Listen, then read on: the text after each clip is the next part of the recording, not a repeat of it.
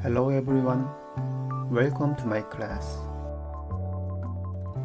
In previous lecture, we have learned about process creation and program execution and fork system call for creating a new child process. Today's topic is process life cycles. First, we will see the procedure of process creation once again, and next we will learn the procedure of process termination step by step. In addition, we will handle process life cycle and how to obtain the termination status of the child process. When a program is executed, the kernel loads the program into the memory. A process can create a new process using the fork system call.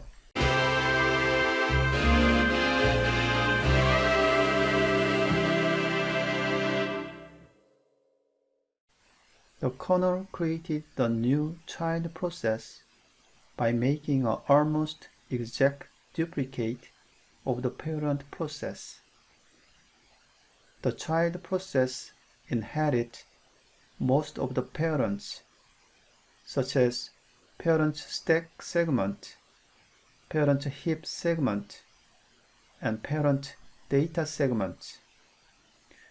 The child process is the almost same as the parent process.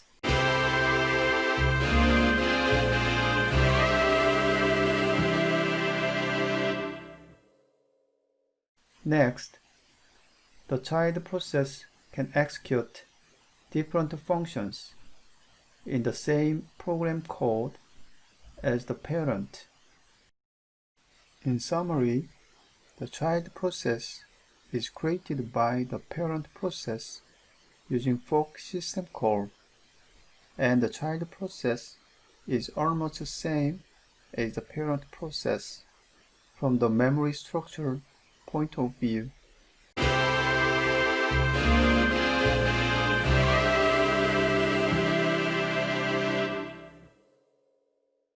Generally, a process may terminate in two ways. One is normal termination. The other is abnormal termination. More specifically, the process can terminate normally using _exit system call or exit library function. The exit library function more usually is layered on top of _exit system call. The other is abnormal termination. The process can be terminated by the delivery of a signal. What is a signal? A signal is a notification to a process that an event has occurred. Signals are sometimes described as software interrupt. Who sends a signal to a process? Actually, one process can send a signal to another process. Normally, the kernel can send a signal to a process. Why does the kernel send a signal to the process? One of the events has occurred on your system. The first case is a hardware exception in case of hardware fault. The second case is a user typed one of the terminal special characters. For example, the interrupt character, usually Ctrl+C, and the suspend character, usually Ctrl+Z. The third case is a software event. Actually, the software, usually a program, has many events and many faults and many bugs. In summary, the process can be terminated in two methods. One is normal termination, the other is abnormal termination. For normal termination, the child process calls the exit system call or a library function. The other hand, the kernel or another processes send a signal to the child process in order to inform the notification of event. The events include hardware exception, software exception, and user interrupt. Due to the signals, the child process can be terminated abnormally. We can call this situation abnormal termination.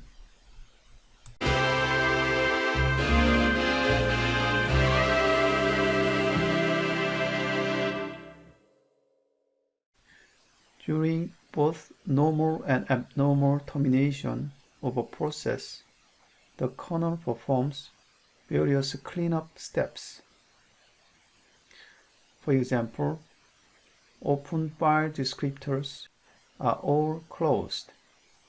In addition, any file locks held by this process are released. Any shared memory segments held by this process are detached. Any semaphores held by this process are closed. Any message queues held by this process are closed. Any memory locks held by this process are removed. Any memory mappings held by this process are unmapped. In summary, during the termination process, the kernel performs various cleanup steps, including the return of memory space for the child process.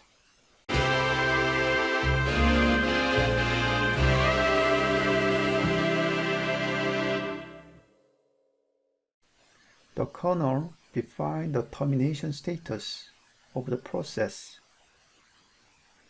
Termination status of 0 indicated that a process completed successfully. The other hand, a non-zero status value indicated that the process terminated unsuccessfully.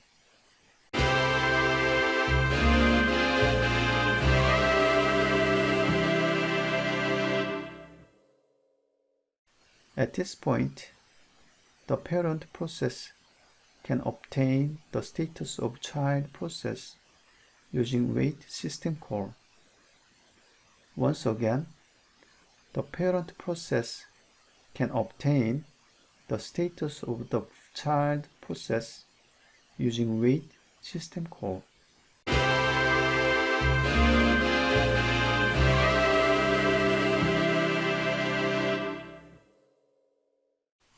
The process status can be new, ready, running, wait, or terminated.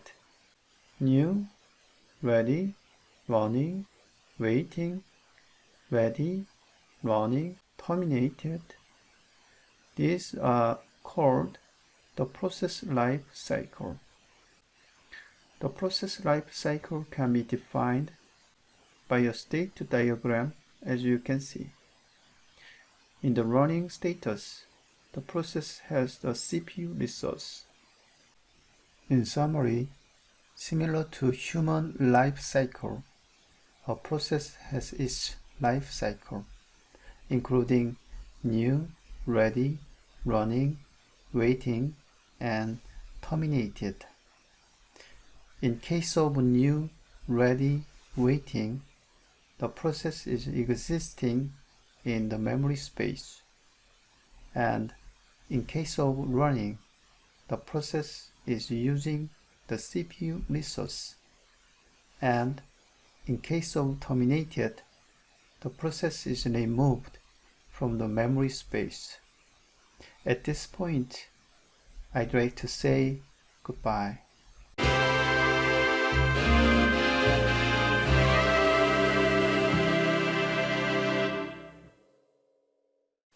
In the parent-child relationship, like a real world, the parent always wants to know the child process status, especially whether the child process is terminated or stopped by a signal. More specifically, the parent process can get the termination status of the child process using wait system call.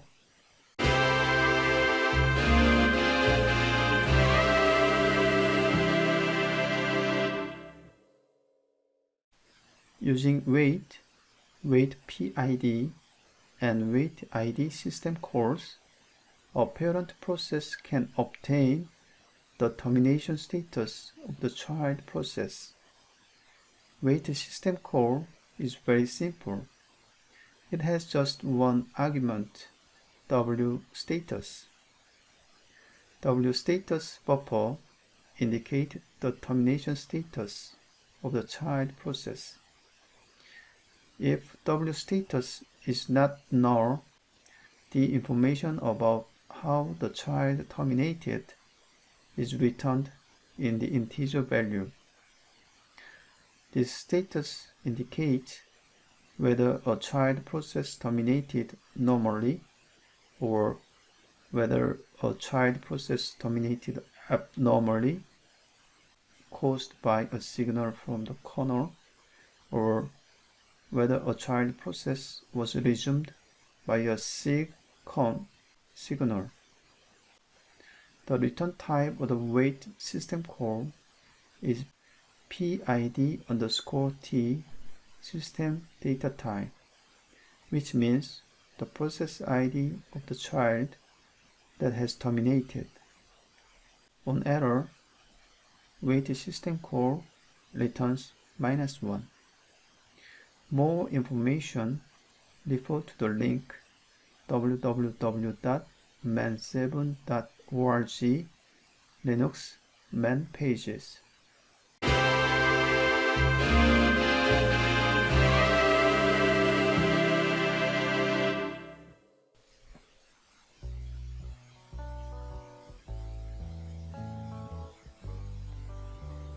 Okay, now this is Linux Programmer's Manual. We can see the wait system calls. Wait PID, wait ID system calls.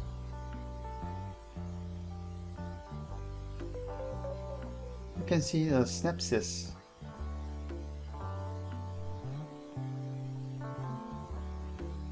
We need include file system wait.header file for wait PID and wait ID system calls.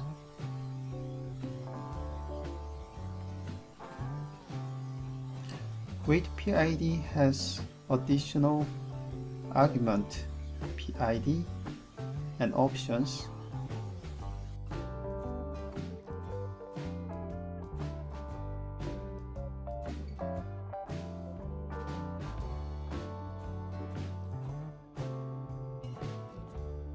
In the description sections,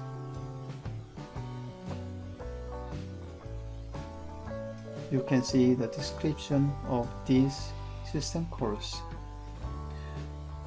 You had better read these sentences.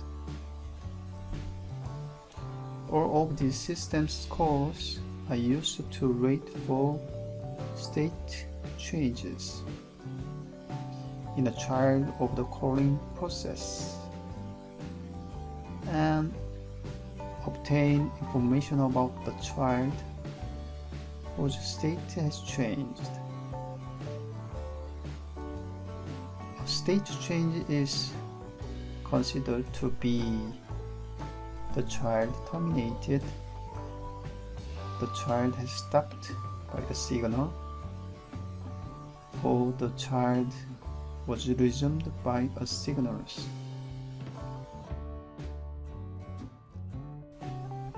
Let's read the sentences. In the case of the terminated child, performing a wait allows the system to release the resources associated with the child. If a wait is not performed, then the terminated child remains in a zombie state, the zombie process. If a child has already changed state, then these calls return immediately. Otherwise, they block until either a child changes state or a signal handler interrupts the calls.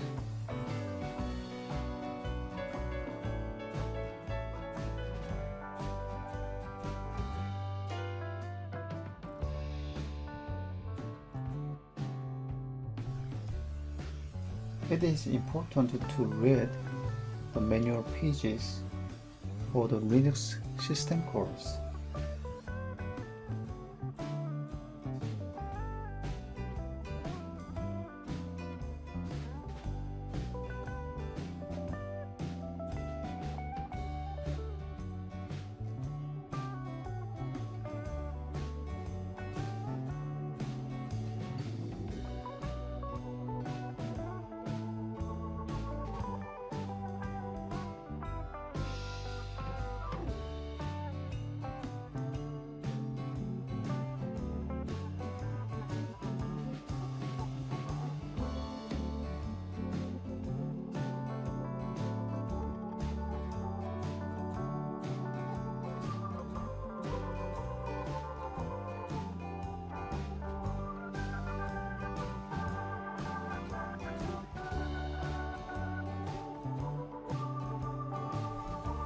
You have to know the W status information.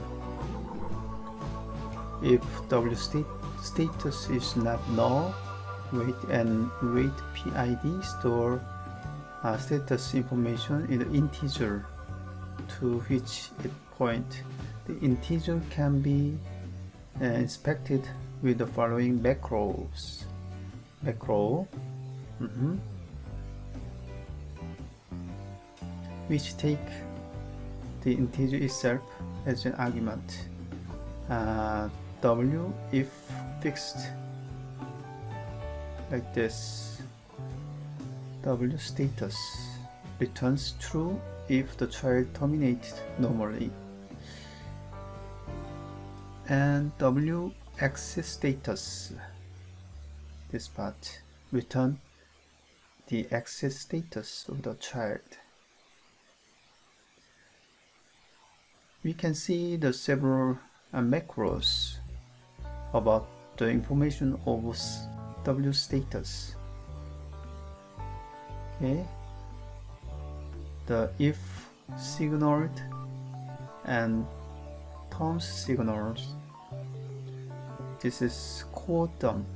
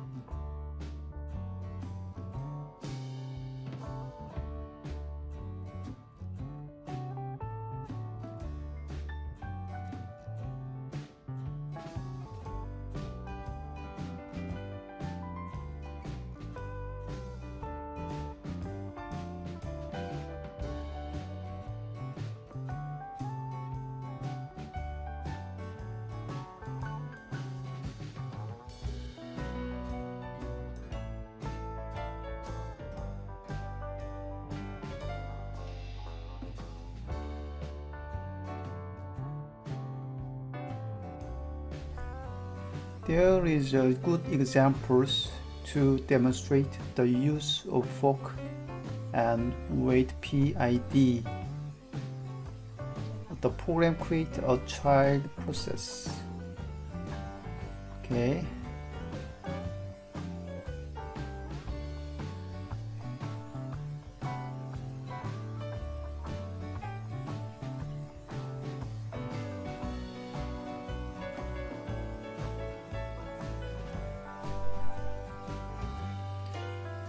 If no command line argument is supplied to the program, then the child suspend its execution using pause system call to allow the user to send signals to the child. Otherwise, if a child line argument is supplied, then the child exits immediately.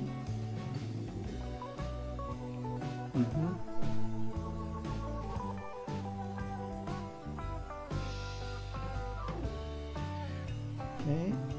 The parent process executes a loop that monitors the child using wait PID and uses the W macros described above to analyze the wait status value.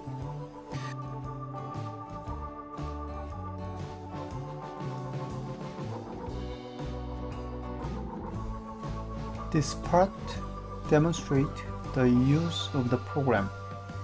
The first line, the program is running background process.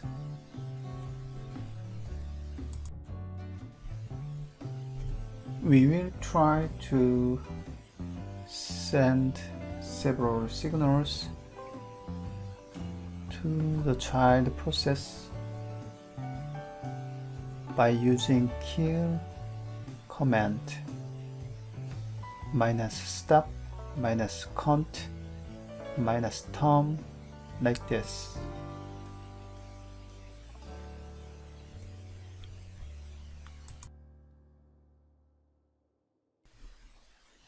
This is a program source code that is include files, and we will run this program using Visual Studio Code.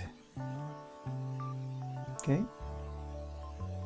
First, we will copy this overall source code and paste to the Visual Studio Code.